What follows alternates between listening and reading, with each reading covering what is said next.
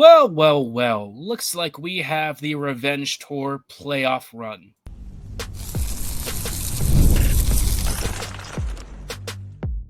You're Locked On the Hockey Jets, your daily podcast on the Winnipeg Jets, part of the Locked On Podcast Network, your team every day.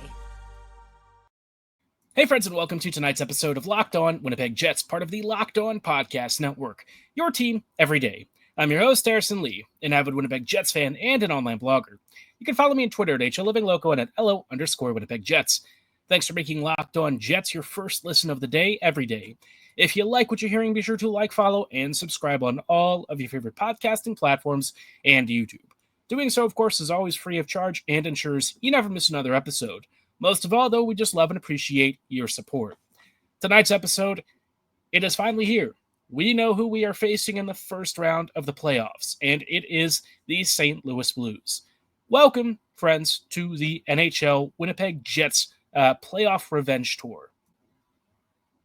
Pending how this round and subsequent rounds for the Jets and other teams go, we could potentially be seeing basically almost every hated X that has put the Jets out in the first and second rounds of the postseason in a single playoff run. There is a very real scenario where the Jets face the Blues. They could face Colorado, and they might also face Vegas. So this is basically setting the road to a Stanley Cup Finals on max difficulty, right? And for the Jets, I think that this season probably feels a little different compared to others. But wow, yeah, if you told me that Winnipeg would potentially have to vanquish every single team that has honestly haunted us the past few years, wouldn't have really expected it. Now, the Blues haven't exactly had the same reputation of hurting us the way that Colorado and Vegas have, but, the year that they beat the Jets in that first round, they went on to win a cup. So this is obviously a pretty big deal for the Jets. If ever there was a year where Winnipeg, I think, really wants to vanquish its demons, they did it in the regular season, and they did it in pretty emphatic fashion. Now it's a bigger question of will they do it in the playoffs? And I'm feeling better about it this year. I will say that, there has been some news that's a little less ideal for the Jets. We'll start off with the good news, though. Gabriel Velarde did start skating again today, which is obviously fantastic news. If there was ever a player that you really want to come back, he has to be near the top of the list. So very important for him. Dylan Sandberg, who blocked a shot the last game as well, he is back skating. For some reason, they're putting him in tomorrow against the Ducks. I really don't think that's a good decision, but we'll talk about that game in a little bit. As far as Ehlers is concerned, his status has gone from day-to-day, really mystery, to week now. So that's not great. My guess is they're not quite sure his exact time frame. But it is a re-aggravation of the injury that sidelined him before he came back.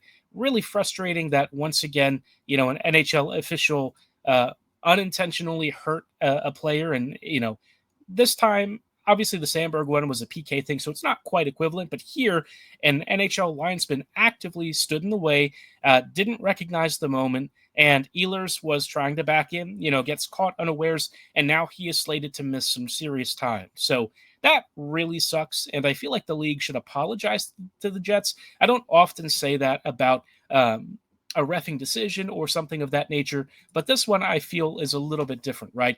Losing one of your most important forwards in general, it's just not really acceptable. So tough break, but it is what it is. At least it's week to week and not out for the whole postseason.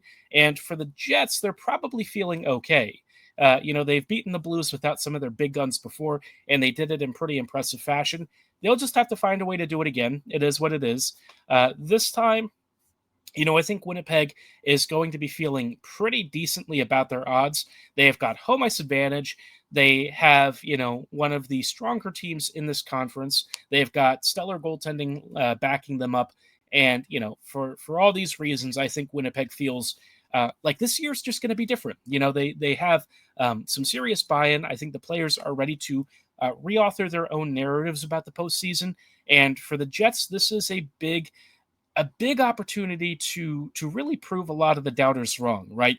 A lot of us have been called supporters of the fraud squad before. Last year, I think, was really the peak of the fraud squad label. And while we did embrace it, obviously, the Jets did kind of prove to be paper tigers in the postseason.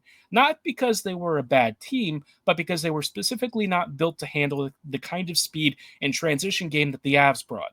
This time, I think Winnipeg's going to be a bit better equipped, and I don't think some of these teams that they're going to be facing are quite as strong as they were in previous years. They're all still very good, but they have some cosmetic or stylistic flaws that might help the Jets get through. There's only a few teams in this league that I would say Winnipeg doesn't match up super well against, and Colorado is probably one of the few ones. So we'll just have to see how that goes. But first things first, right? You want to kick off this revenge tour with a big win, and you would probably like to do it a little earlier in the series. I think if you take a 2-0 series advantage at home, it sets you up for a great run of success on the road. Now, Winnipeg's road record this year is pretty darn good, so St. Louis is going to be a tough out, no doubt, but I don't think it's nearly as bad as it could be. The options were either one of the Blues, the Wild, or the Flames if things really broke out in a specific way. Obviously, for the Jets, we kind of went back and forth on who we wanted, whether it was Minnesota or St. Louis. I guess in this case, the Wild did get Kaprizov and Eriksson Ek back, so that is a big boost against Vegas, and maybe that's going to be a series where Minnesota can kind of slow Vegas down, bog them down in a 6 or 7 game series, maybe even put Vegas out. I have to look at their head-to-head record to see how that's gone in the past, but would I have preferred the Blues to play Vegas? Maybe. I think the one thing for the Jets that's maybe a huge advantage in this series is, Winnipeg will be able to take on the Blues with a pretty bad blue line group, right? The Blues defense is just outside of Parayko and some other guys who are okay. I mean, this is a pretty rough unit, right? So, their puck moving ability, Falk and whatnot, it's not what it used to be. So, for the Jets, that might be one reason to favor the series. But if I'm going to predict something just off the cuff right now, I feel like the Jets have this in 5 or 6. I could be wrong, but I just have a pretty good feeling that this year's series is going to be very different than the past seasons. I don't think it's going to be a sweep. It's very hard to pull that off. I think the Blues have a pretty nasty little top 6. Last game, the Jets were able to really suppress it. We'll see if that continues to be the case, right? I think the biggest test for me is, will Arniel go back to the same templates that worked in the regular season, or will he pull a bonus and kind of, go back to some scripts that weren't really favorable last time around? And I guess one test might be seeing where he places Velarde, right? I know a lot of people get upset when I say Velarde probably shouldn't be alongside Connor and Scheifele, but with Iafallo filling in so well there, that gives you some really good flexibility. If you're not going to split up Connor and Scheifele, then having Velarde to move to a different line that maybe makes your top 9 even deeper is really a good problem to have. So we'll have to see how that all shapes out. Obviously, throughout the week, we'll continue to keep an eye on that. But before the Jets do wrap up and get ready for the playoffs, they do have one more game. And what is a little off to me is that the Jets are basically dressing most of their starting lineup. Now, on the face of it, it makes sense, right? You want your guys not to be too rested heading into the weekend, because the Jets are likely to play their first game on Sunday. Seems like they are not going to play on Saturday as originally thought. But for Winnipeg, with you just having dodged a huge injury scare and now dealing with Ehlers week to week, is it really worth risking all of this? We'll chat about that in just a brief moment. But before we do, did want to shout out our friends and partners at Wonderful Pistachios. Looking for a snack that's both delicious and nutritious? Crack into a good source of protein with Wonderful Pistachios. Wonderful Pistachios is one of the highest protein nuts. Each 1-ounce serving has 6 grams of protein, giving you over 10% of your daily value. And they're packed with fiber and better-for-you unsaturated fats to help keep you feeling fuller for longer. I'm honestly somebody who likes the shelled variety. I think cracking them open is rewarding.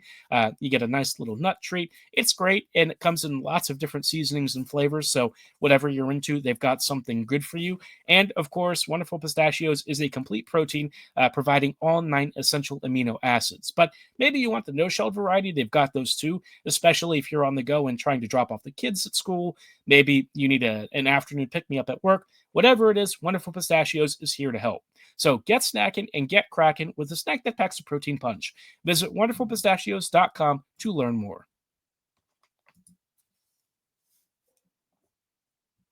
Hey, friends, and welcome back to this episode of Locked On Winnipeg Jets, part of the Locked On Podcast Network, your team every day. Every day, thank you so much for rejoining us on tonight's episode as we are just chatting a little bit about, obviously Winnipeg is about to wrap up its season tomorrow, and they will be facing off the Anaheim Ducks, who almost just played spoiler in the playoff race for the Western wildcard. But Minnesota tying it late essentially sealed that.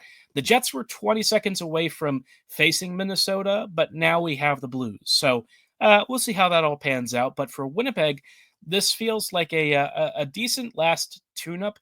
Anaheim has had Winnipeg's number for some reason this year, and hopefully this time the Jets can just kind of go through your motions, stay healthy, and take down a Ducks team that's really not had a lot to cheer for this year. But one of the bigger concerns that I have is that Winnipeg is risking putting Dylan Sandberg out.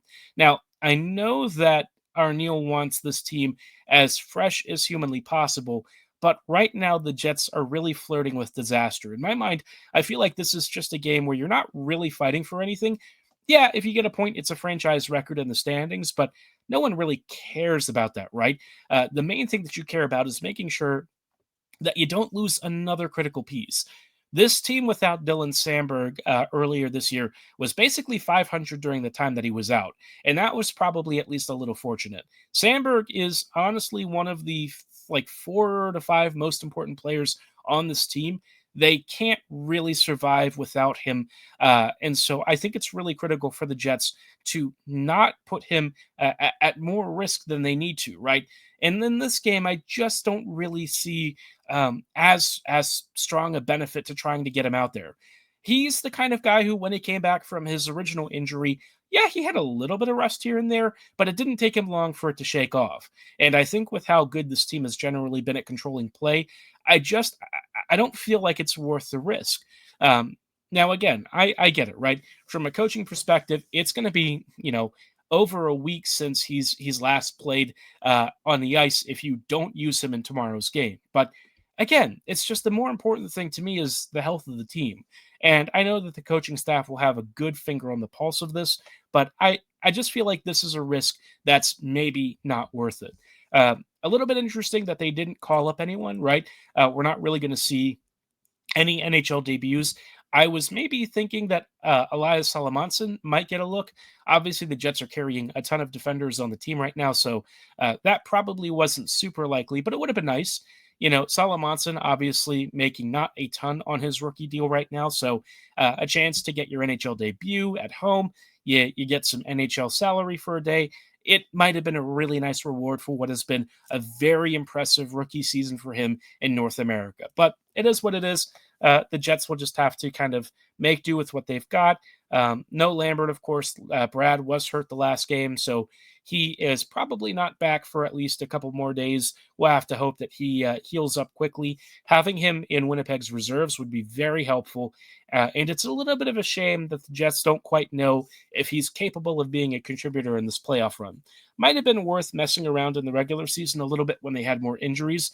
I don't think that his first couple of stints were like crazy good, but maybe more confidence, especially towards the end of the season, wouldn't be the worst to figure out if he can maybe help, right? Especially with Ehlers being sidelined.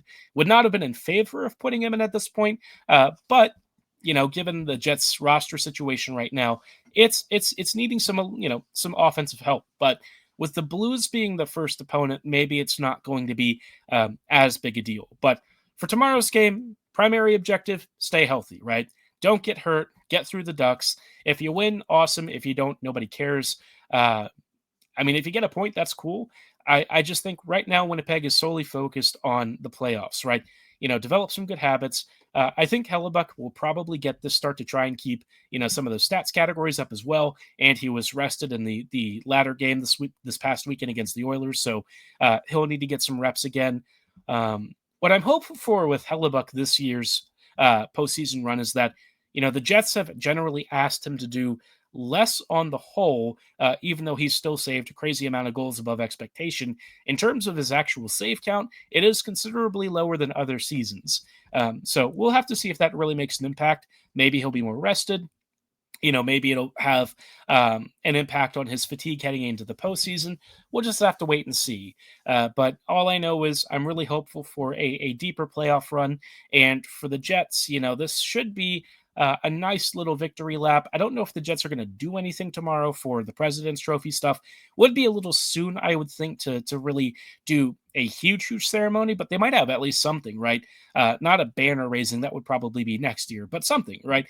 A nice little moment to celebrate because, again, this is in the moment. I know that the Jets do have a bigger focus, but I think for all of us, we can all appreciate how special a President's Trophy is, right? It is a truly remarkable achievement for this team, and I think in the moment it's cool to celebrate it. So excited about that. Whiteout party tickets have been starting to sell out, so make sure that you get yourself in there.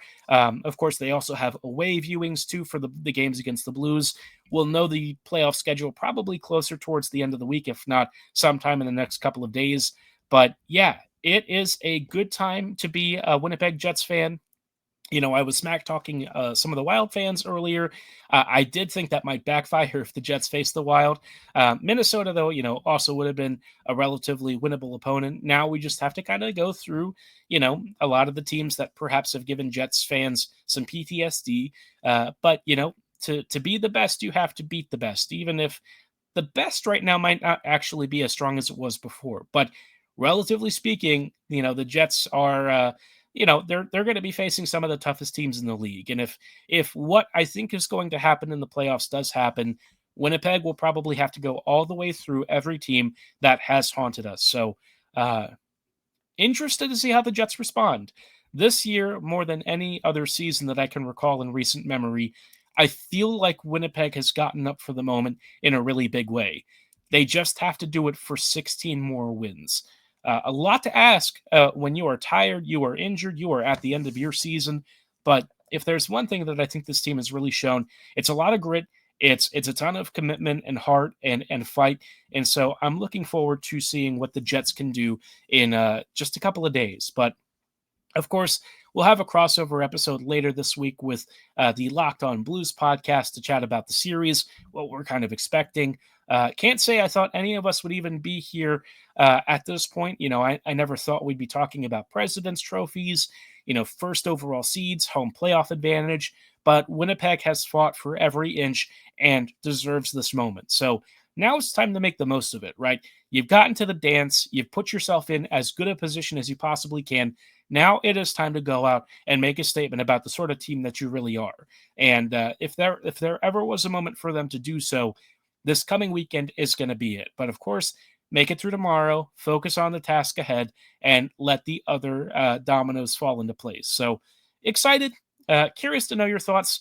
I think probably towards the end of the week, we'll have a little bit of a reflection on season expectations. We've done something before like this slightly prematurely, but now that we've had the full year, I feel like we can talk a little bit more about the regular season ahead of the postseason, because once the postseason starts, it is a new season. So we will probably have some reflections on that, maybe some thoughts on some of our young prospects, and then it is time for Jets versus Blues. But, Winnipeg's not the only team that's been looking very nervously at their playoff matchups. We have some other ones that are starting to really take shape and be confirmed, and I want to talk about some of the most intriguing ones in just a little bit. But before we dive into that, did want to shout out our friends and partners at Upwork.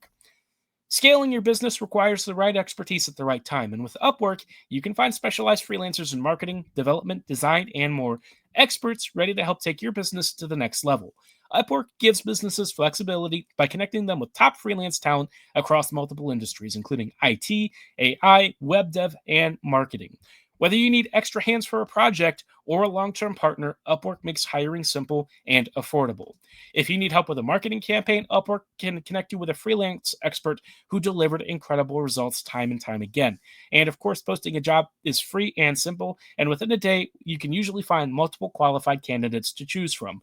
And of course, Upwork helps you find affordable top tier freelancers so you don't have to dive into the full time immediately. You can scale your business efficiently. Visit Upwork.com right now and post your job for free. That's UPWORK.com, Upwork.com to connect with top talent and grow your business today.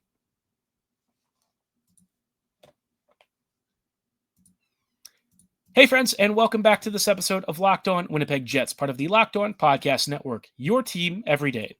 Every day, thank you so much for rejoining us as we are just wrapping up tonight with some final thoughts. Obviously, the Jets know, roughly speaking, their playoff picture. It's going to have to be the revenge tour run through the Central and the top of the Pacific, because what else would it be, right? Potentially, if everything pans out, St. Louis, Colorado, maybe Vegas, all the teams that have hurt us in the past in the postseason. But, that's pretty far in the future for some of those series. It's time to focus on the here and now, though. And outside of the Blues and Jets, there are some super compelling playoff series that are just about locked in. One of the biggest ones that I think everyone's going to be watching is the Battle of Ontario. Ottawa and Toronto are going to be going head-to-head for the dominance of the Ontario Atlantic Division, right? This is going to be a fun series. We haven't seen something like this in forever. It's been a long time since Ottawa was in the playoffs, and it's not like the Leafs have had a lot of playoff success recently either. So this is a series where you've got Toronto, who's been more perennially a playoff appearer the past couple of years and has started to find their footing in subsequent rounds, versus the Sens, who are upstart and trying to piece together something out of what has been an extremely topsy-turvy season. They've started to find their form better recently. They've got some exciting young talent. I think that this could be a really cool series, and one that for a lot of Canadian hockey fans, it's going to be appointment viewing when it's not conflicting with Winnipeg's schedule. Also of note, you've got the Battle of Florida, the Battle of Ontario and the Battle of Florida. How cool is that, right? Tampa Bay versus the Panthers. This one, as much as I feel like Tampa definitely has the edge, it's not like Tampa has been immortal this year. They have had moments where they've kind of been up and down. Some of it thanks to the scheduling and injuries. Some of it just because, it's a long season. And for as good as the, Tampa Bay offense is, you can only score so many goals per game to affect your record, right? It's not like scoring 10 goals in one game is going to give you double wins. So, the Lightning have a really interesting shot here with home ice advantage to try and get through the Panthers, who obviously are coming off the cup hangover, but really haven't slowed down. Yes, they're not as good as they were last year, and they've had some injury issues, but this is still a very experienced team under Paul Maurice. Both of these teams, in some capacity, are relatively recent champions. Obviously, the Panthers last year, in Tampa, the past couple of years, they've been in and out of Cup Finals appearances, but should be a fantastic battle. I'm looking forward to it. Out elsewhere, you've got right now Washington versus Montreal. There is a very real chance that it could be Washington Columbus. The Blue Jackets have not yet died out, and I think that is an incredible testament to their season in the face of unbelievable tragedy. Montreal hasn't quite been able to close their deal, so the Blue Jackets have a really legitimate chance to sneak in. They do have a tiebreaker of regulation wins should they win out and should Montreal lose out. So this is a fascinating thing to watch. If it's Washington, Montreal, there's some history there for the playoffs. If it's Washington and Columbus, that's just a really good feel good story. A series that, yes, the Caps will be favored, but for the Blue Jackets to even get to this point is just an incredible testament to the coaching staff and to the players who fought, so hard to rally around each other and form such a tight-knit group. I really do hope that Evason gets more Jack Adams love. I know he won't win it, but I really feel like he deserves it, especially if they make the playoffs. But even if they don't, the fact that they're even in this conversation is truly spectacular. I guess if we're looking at Eastern matchups, the most boring series is probably Carolina, New Jersey. The Devils do get Dougie Hamilton back, so that is a big boost for their blue line. But I don't know if I really am that interested in this series. You've got two decent Metro Division teams, but neither is like that impressive to me. So we'll have to see, but I feel like whoever gets through that series is probably not going to have a good time against whoever makes it out of the Washington series. So keep your eye out for that. In the West, Dallas, Colorado, that's the series that's locked up for the Central. We all have been hoping for that to be a good thing. Heiskanen will be back at some point for the Stars. We'll have to hope that they play enough games for him to be healthy and get in against Colorado, because Dallas with Heiskanen is a much better team than without. So anything to kind of slow down Colorado would be great. Then you've got Vegas and the Minnesota now. Vegas, Minnesota should be a frustrating series for Vegas. I don't think the Wild are going to go down easily. Sure, the Jets have maybe owned Minnesota in the past, but that doesn't mean that Minnesota is going to not be giving the Knights a ton of fits, right? Jets Blues, we already knew about that. And then you've got a really sleeper series, LA versus Edmonton. The Oilers, I think, are in real trouble. LA is peaking at the right time. The Oilers are pretty banged up. They're not really playing particularly great hockey as of late. The Kings might legitimately finally vanquish their own playoff demons against this Oilers squad. Now, you never want to count out Draisaitl, but they are not the same this year with the amount of injuries that both of those guys have been going through. So keep your eye on that series, because LA, I think, I've had as a bit of a nightmare matchup should they get all the way to a conference final. If the Jets were to meet them there, that's not a fun series for Winnipeg. LA has usually had Winnipeg's number in the regular season, so I think you'd probably not want to face them. And not because they're a fast team, but they play really frustrating defensive hockey, and it is just a chore to beat them. So keep an eye out for that. But I would say for the most part, this playoff picture looks like it's got some great first round games. I'm looking forward to it. Obviously, everything's going to kick off this coming weekend, Saturday first for other teams. Not the Jets, perhaps, but that's all right. I'm just looking forward to having Jets hockey in the playoffs back, right? And hopefully it lasts more than like 5 games this time. But given how the Jets have been this year, I'm feeling pretty good about it. Give me some of your early series predictions in the comments below, or at my social medias at HLLivingLoco and at Ella_Winnipeg Jets. Let me know if you think that it's going to be Montreal or Columbus that ends up winning out in the final Eastern West wildcard spot 2. Drop those as well, again, at my social medias or at the comment section below here. But for tonight's show, that is going to be all the time that we have. Tomorrow we'll have a recap of Winnipeg versus Anaheim. Crossing fingers, no injuries, everyone stays healthy, and things go smoothly. But like I said, that's all the time that we've got for tonight. Thanks for listening. Have a great night, and as always, go Jets go.